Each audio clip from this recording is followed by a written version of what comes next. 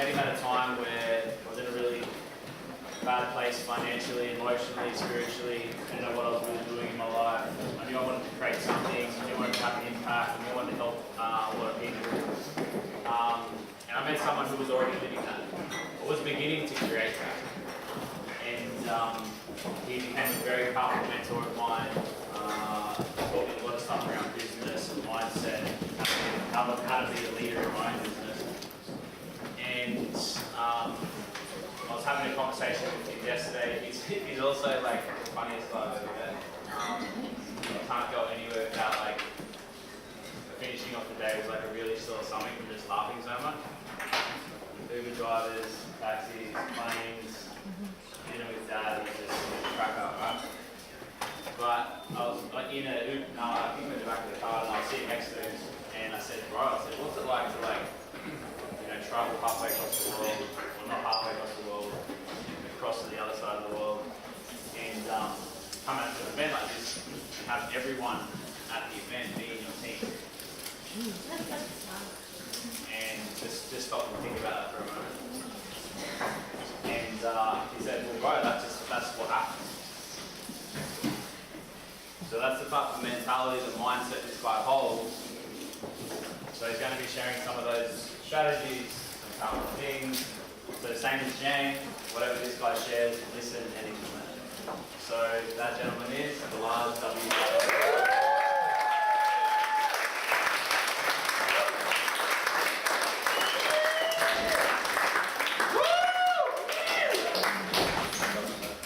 Hello! Hey. How's everybody doing? Let's get some energy in the room.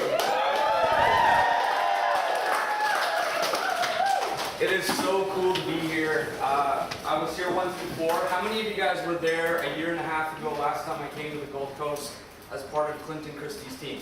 Canada. 2? Some people are filming. I don't know if that means you were there or just filming. 2 for sure. Obviously, Christy, Kaz, a few people that maybe aren't here right now, but they'll be there at the event on the weekend. But think about that for a moment. A year and a half ago, I came to town and we did one-on-one, two-on-one type meetings at Clinton Christie's place. They had some roommates at the time that were living in Chugan, I think is where you were. Am I wrong? Chugan. You're right. Nice. I was practicing this morning like Chugan. I'm just kidding. But it was so cool to see because back then they were hanging on to this vision, this dream, this idea that one day this would happen. But they were hanging on by like a pretty thin thread at times. And we came out here, we had an event, and I shared GAZ, the idea, the concept at this event that we had with maybe 100 people or something. And I remember at the very end, when I finished, the audience was just like, and I was like, I don't know if you're blown away or you just didn't understand at all what's going on. But it took about a year after that event for people to slowly start coming around to this concept of what was happening, what was possible, because it is a different way of building a networking business. You understand what I'm saying? So because of that, and wrapping your mind around that and embracing that, it takes a little bit of time for people to like come around to it. But now that you have, it's so cool to see how fast things are happening.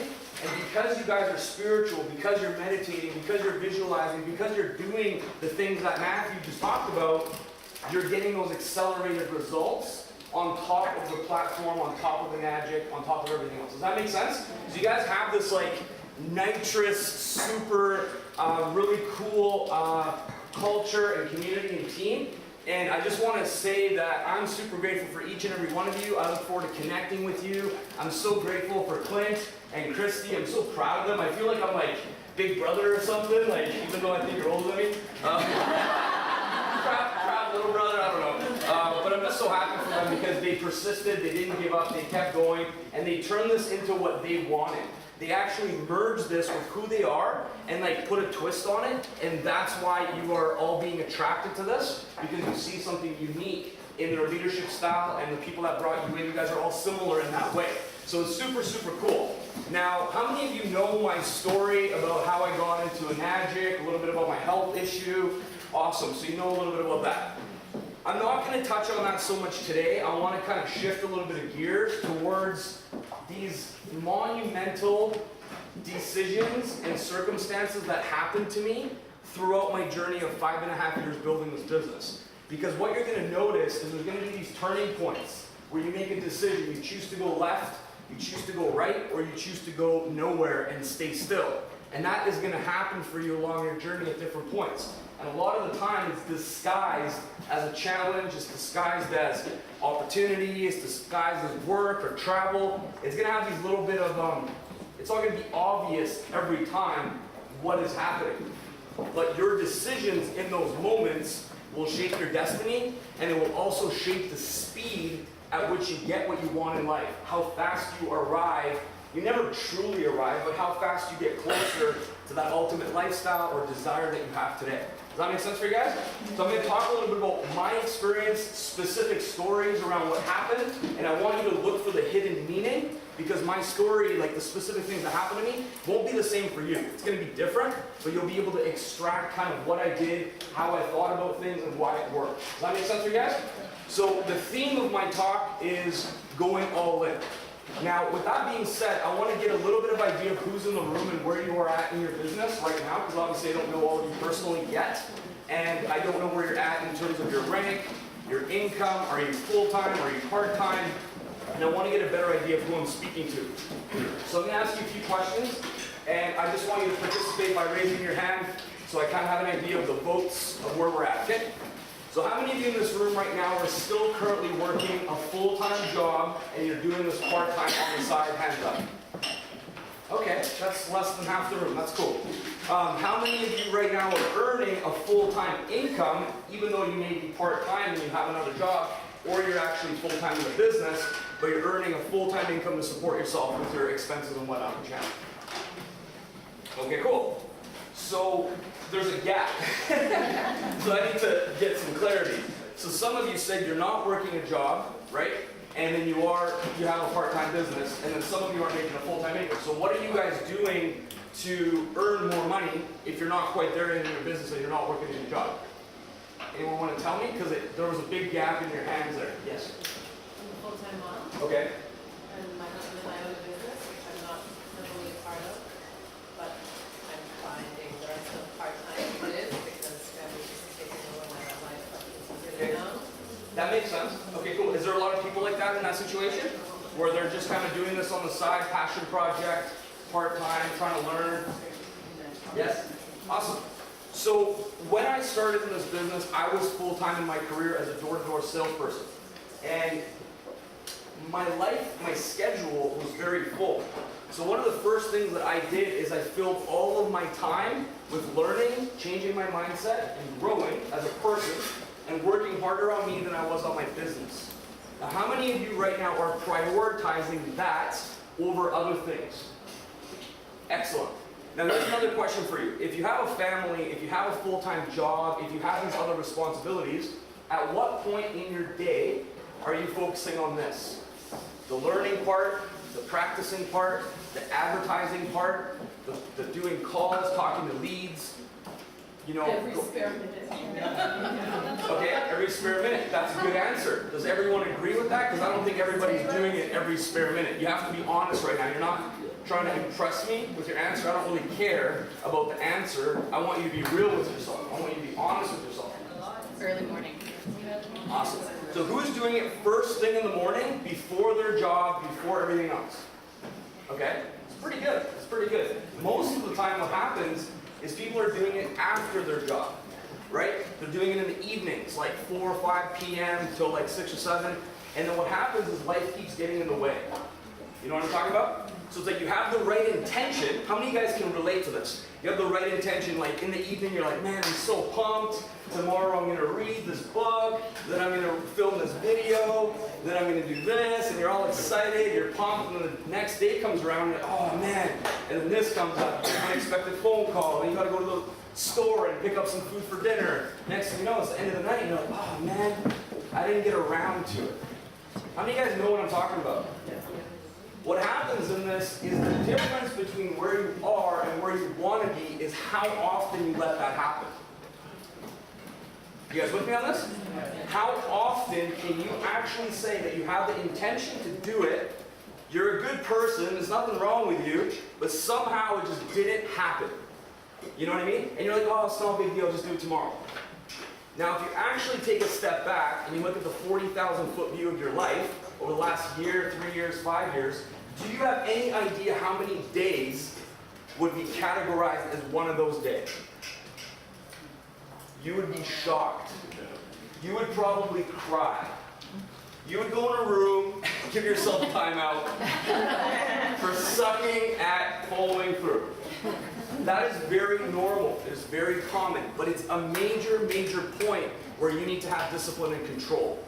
So one of the easiest ways of controlling that is to make it your first priority of the day. So not like Matthew just had a really great talk and I'm kind of adding another layer to that because everything he said was so awesome and on point. So I'm adding another layer to that. Is yes, you need to wake up, have your phone on airplane mode. One of the simplest things you can do to control your time and control your morning is have your phone on airplane mode before you go to bed. And do not take it off of airplane mode until you've done your highest priority activities for you. Okay? And most of those highest priority activities should be the same.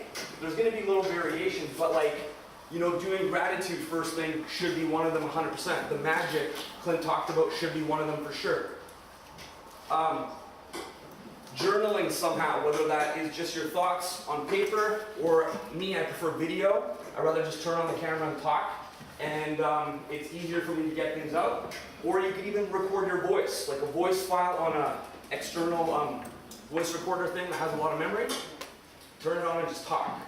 And then the file itself is the date that you made it. So that's kind of journaling that way. So sometimes people get caught up in I'm not a good writer, I don't like to write, because that's just not how you learn or express. But there's other ways. You can do audio, you can do video. So journaling your thoughts, right? Reading a good book, getting some exercise, drinking enough common water, getting those things in, loving your spouse, loving your kids, so on and so forth. The priorities first. Then you can take your phone off airplane mode, or you can put in an hour of personal development and working on your business. Because what will happen is if you get that done first, then the whole day you're inspired. The whole day you feel good about yourself. The whole day you're like, yes, I'm moving forward. I'm making progress. I'm getting one step closer to my goals, one step closer to my dreams. But if you put that off, you get stuck in traffic. And then some asshole cuts you off, and then you get your heart rate up, and you finger them, and I don't know what you guys do in Australia, right? We flip the bird in Canada, I don't know what you guys do, right? Probably the same. If you got something different, teach me, that'd be cool. Road rage, yeah. But then you start losing control of your day, right? Then your boss treats you a way you don't like, then a client or customer is having a rough day, takes it out on you. You know, then you don't have time for lunch, now you're hungry. You guys know what hangry is, right? Yeah, that's no fun, right? So now you're hangry, and your days start slipping through your fingers, and when you get home, maybe family's also stressful because something's going on in the family. Maybe it's not that bad, but you're just triggered easily because your day was slipping through your fingers. Make sense? And then what happens? You want to shut off, right? We resort to the shut off mode where you're like, I'm turning the shit off, you know? And then you go on to whatever you do, maybe watching TV, Netflix, or scrolling on social media, watching YouTube videos, whatever it is, you start wasting the evening away, right? Do that for a little while, start feeling guilty. Now it's almost time for bed, and what do? Try to get back on track. You know, it was just a hard day, it was one of those days, tomorrow's the day, and then we get right back to where I was just talking about, which is what? Those days start adding up. So one of the things I want to leave you here with today, hopefully you get more than one golden nugget, but I want this to be one of them, is the way that your 24 hours unfolds is the way your life is unfolding before you. Every 24 hours of your day is a preview of your future. It's a preview of your life. So if you're not happy with how the 24 hours are going, that's a huge indication that when you get to the end of your life, you will not be happy with what your life turned out to be. You guys with me on this? Yeah. So it's a really important way to just gauge where you're at. And if you're still in a job and you're not doing this full time and you're not traveling or things you're passionate about, that's okay. Just make sure that the least amount of your day is that, and the most amount of your day is where you want to go in that direction. Does that make sense? So if you need to go to bed earlier, do that so you can get up earlier and do the most important things first. So that way if the day gets a little hectic or stressful or something unexpected comes up, you can handle it.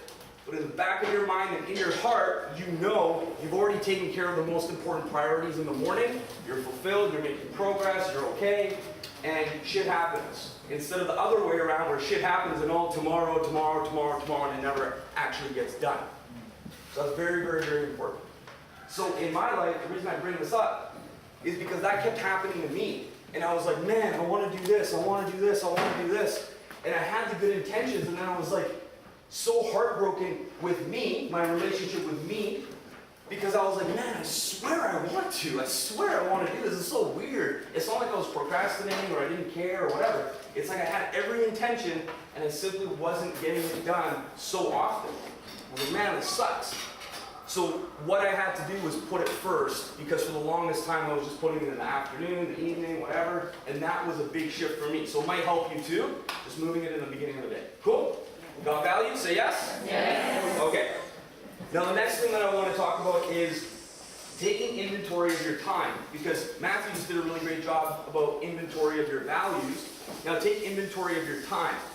One of the things that human beings tend to do is we become delusional around how long things actually take. How many of you make a to-do list just for like personal stuff, like chores or errands or groceries or laundry or whatever it may be? You make a list. Oh man, I'm going to crush it. And then what happens? How much of it do you get done? Like 20%? And you're like, oh. But the reason why is because you have a delusional connection to how long it actually takes. Even though you're a grown fucking adult and you've done it like 1,000 times in your life, you're still like, oh yeah, laundry takes 45 minutes. Right? For what? Like, so you realize that your connection to how long things take are inaccurate. So that's what I need you guys to do, is take inventory of your time. You might think you waste 30 minutes a day on social media, and it might be 3.5 hours in reality. Right? Whatever, I'm just saying, like, there's a gap. Take inventory, write it down, track it, do something, and then eliminate it. Be more consistent. Use timers. Use timers, literally, like, one of the easiest things that you can do with social media, especially because it's an addiction, is an addiction that is causing some serious problems for people. For us, it's good because it's our business. So if you're leveraging it properly, you're feeding other people's addictions to look at your stuff to make money. So it's pretty good. But if you're not running ads or you're not putting out quality content, then you're just in that trap, also consuming as opposed to creating. So how much do you consume and how much do you create? Because we're all addicted to consumption, and very few people are in the focus zone of creation. Now you create your day by planning it out the day before, right? Then you stay on top of it and stay on track because you actually aren't delusional around how long something takes, right? Like even personal development, people will say, oh, I'm going to read 10 pages, it's going to take me 15 minutes, right? You might suck at reading, or maybe I shouldn't say suck, but you're slow at reading, which is fine. Some people are, it's okay. It might take you an hour to read 10 pages and actually comprehend it and not rush through it just to get it done, because that doesn't help you, but actually take your time, reread sentences, comprehend it, look up a word in the dictionary, like what the hell does that mean? Oh, that's what they're talking about. You know, I do that, it's funny, but I do it because before I used to just read it and be like, oh, that word's probably not that important. And then I read the whole chapter, I'm like, oh man, that word probably, it was pretty important. And it was like one word in a sentence that I didn't understand the definition, but the context of everything they were saying was clearly that word mattered, you know? So now I'm much slower reading, but I actually take the time and I'm like, wait a minute, it helps with your vocabulary, it helps with a lot of things as well. So take control of your time, guys. Really, really, really important. Now when it comes to the whole all-in that I was telling you my talk was about, in my beginning of my sort of career, I should say, there were all these opportunities that kept coming up, disguised as challenges. You guys maybe know what I'm talking about? So every time that there was a massive risk, I didn't have the money, well, I had the money, let's rephrase that. I had the money, but I thought that money was for something else. Okay? You guys with me on this?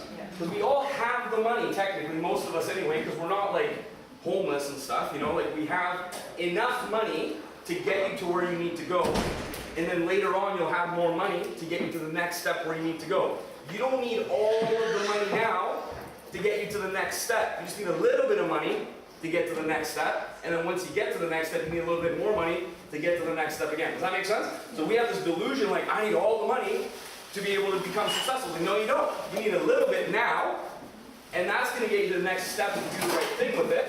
And by the time you get there, you'll have a little bit more to get to the next step. And eventually you'll have a lot if you do the right things. Does that make sense? So there are these times where I'm like, oh, this money needs to go to this, like rent, for example, or a car payment, these responsibilities. So when an opportunity came up, I'm like, I don't have the money for that. I started reshifting that. I'm like, wait a minute, what's the worst case scenario here? I can't pay my rent on time. I can't pay my mortgage on time or whatever.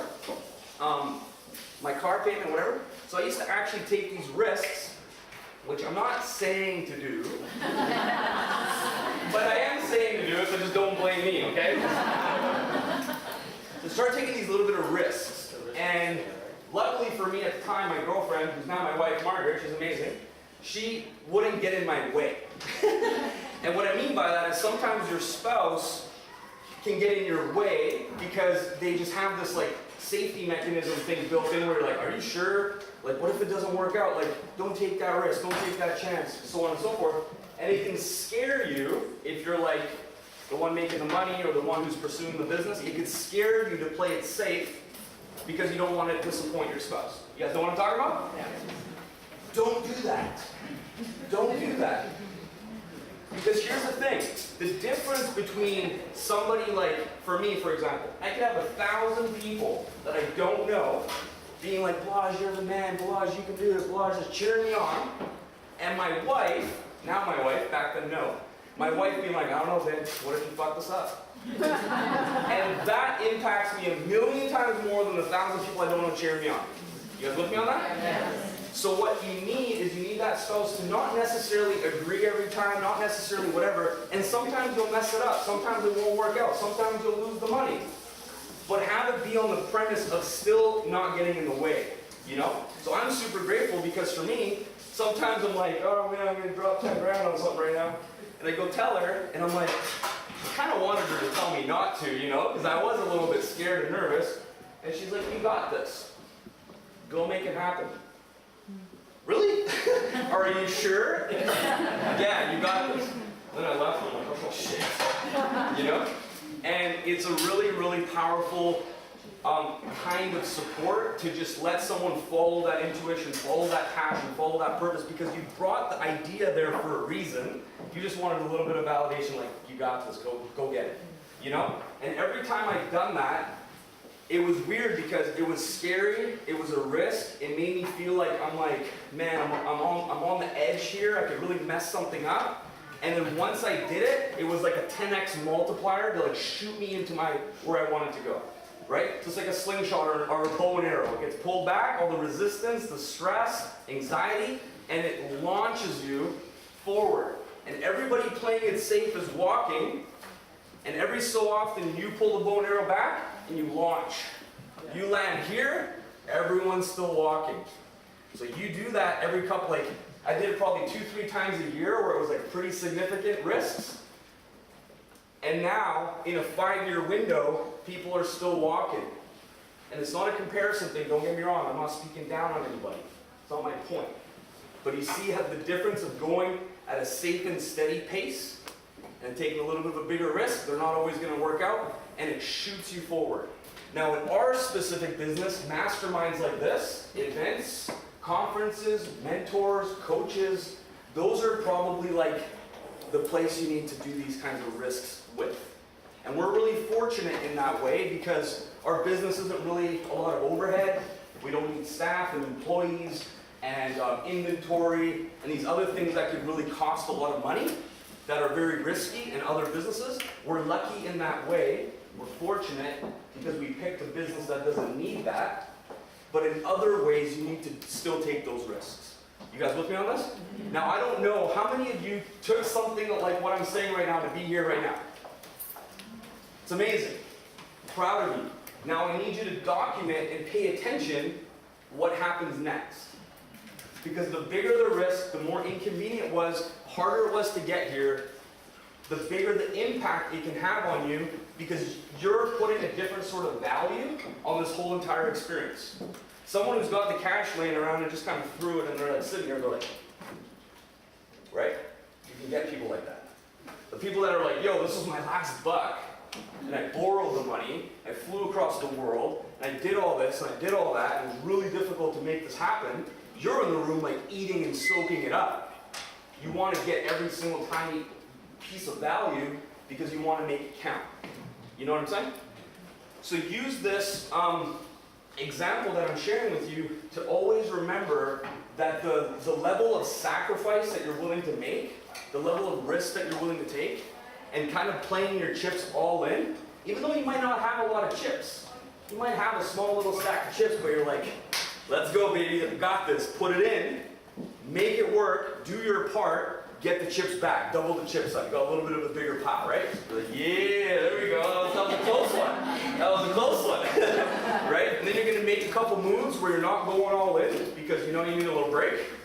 So you do a couple hands, a couple chips. I don't gamble, so I don't even know if this makes sense. But yeah, you know, you put in a little chips and then the opportunity comes again where you go all in again. You see where I'm going with this? If you do this in this type of business and you double down, amazing, amazing things will come as a result. I'll give you one. You have a question? Oh. So I'll tell you one little quick story. So I was working in door-to-door. I knew that I wanted to leave.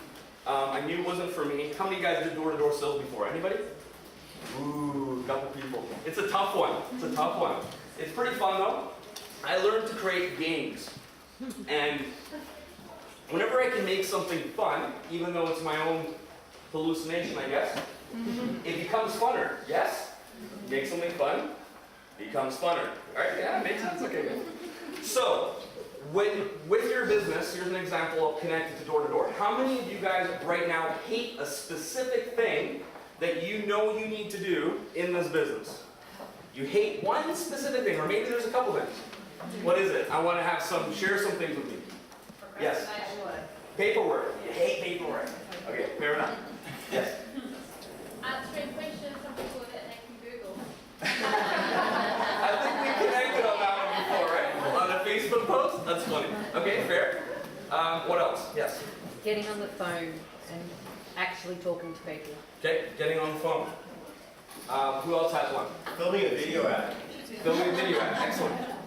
So is there things that you understand or like, man, I hate doing that thing, but it happens to be one of the 5 things you gotta do. So that's gonna be a challenge for you. And you're most likely procrastinating, you're most likely not making it a priority, you're most likely making excuses, and you're avoiding it altogether, right? Because we don't like to do things that aren't fun. At the end of the day, we're all just little kids stuck in adult bodies who still like to have fun. So make it a fun game. So what I did in door-to-door is I had a game where I was like really curious of like what was on the other side of the door. I'm like, I don't even care if I sell anything, I'm really curious who's gonna answer. And I created all these different games. And then I started creating games where I told the customer that I'm playing a game of I want to get referrals that lead right to another sale and I want to see how many I can get in a row. And now the customer wanted to participate in the game with me, and I was getting like 8, 10 sales a day, and I was freaking like, what? Because they were like calling their brother, yo, this guy at the door is playing this game, and they'd explain my game, and be like, yo, can you sign up for this Telus thing so he can keep making money? And I'm like watching this, I'm like, no way. And then I keep getting all these referrals, I barely knocked a bunch of doors compared to other people, and then they end up like, at the end of the day, I had like way more sales. Everyone's like, what are you doing? I'm like, I made up this freaking really crazy game, you guys should try it. And then my team started doing the game and they started making money. How crazy is that? But it all started with this idea of how can I turn it into a fun game? So for you guys right now, write down the things you hate to do and change the meaning of that thing to something that you think is fun. Whether that's a reward that you give yourself, just for doing it. The telephone thing is a big one in sales, right? A lot of people hate picking up the phone. Yeah. But what if you redefine the phone for you and you called it like the freedom phone? Or something like that, where you're like, you know that when you make that call, you're getting one step closer to where you want to go, Exactly. right? Yeah. And the rejection thing is usually what people are afraid of, is like people saying no or making fun of it or something, right? So we're worried about what people think. So a really good thing that you can do there is realize that fear of rejection is selfish. So if you're afraid of rejection, which comes in many forms, it could be phone calls, it could be video ads, it could be story posts, because you're not wanting the rejection of someone commenting and like making fun of you or saying it's a scam or something. But that is making it about you. Think about that a second. And you get rejected, who is it about? You or them? You. Yourself. Because you're the one being rejected. So you're being selfish by focusing on that thing, as opposed to focusing on who you can serve. Because if you post a video, like Bobby mentioned, you know, he doesn't like video ads. You have the power to impact another human being's life when you make that kind of video. So what would you rather focus on, the one life you can impact, or the 10 who may reject you and make fun of it and call it a scam? Because most of us focus on that, instead of the value, the ripple effect, what's possible. So with the door-to-door thing, the lesson there is make things you hate into a fun game. Redefine it for yourself, and make it the thing that you turn into your favorite thing. Like leg day, you know, at the gym. How many people hate leg day, right? It's a common one, right? It's a common one. But you can redefine it as to become your favorite thing that you do at the gym just by changing the meaning of it. It really is simple. It's not hard to do. You just have to actually realize that you can do that. One of the most powerful things I learned is that nothing has meaning except for the meaning we give it, including our past. How many times do we have a story we attach to something that's happened to us that is disempowering? It's negative. It makes you feel small. It makes you feel not good enough, not lovable enough, because something happened to you. The thing itself won't change. The thing did happen to you, 100%. There's no denying that. I'm not saying, oh yeah, just forget about it. It didn't happen. No, it did happen. But what meaning you've given that all these years later can change at any moment. You can literally be like, no. Like, for example, tragedies, loss, divorce, death, bankruptcy, some of these more intense life experiences that happen to us as part of the journey for many people, right? Especially death is a circle of life. It's just going to happen, right? But you can change the meaning. Like, I lost my dad 10 years ago from cancer, and for the longest time, I used it as an excuse of why I wasn't doing what I wanted to do, and poor me, and victim sort of mentality, and things like that. And I'm not saying that I don't miss my dad, and it's not a heartbreaking thing. It is, but I changed the meaning of it to this is why I must fulfill this higher purpose for my life. And now, I don't know if you guys know people personally, but a lot of people have been positively impacted by tongue and water and Recon and the magic products that have dealt with cancer specifically. Now, it's not a cure or a claim. It's just personal testimonials and, you know, read between the lines, right? So now, if I look at that, I'm like, if I didn't pursue my higher potential, at least work towards it, I'm nowhere where I ultimately want to be, but at least work towards it, I'm letting my father down. I'm letting his legacy down, because I'm an extension of the family lineage. Does that make sense for you guys? So I changed the meaning. Does that sound more empowering now than the, like, I lost my dad and life was so hard and so on and so on?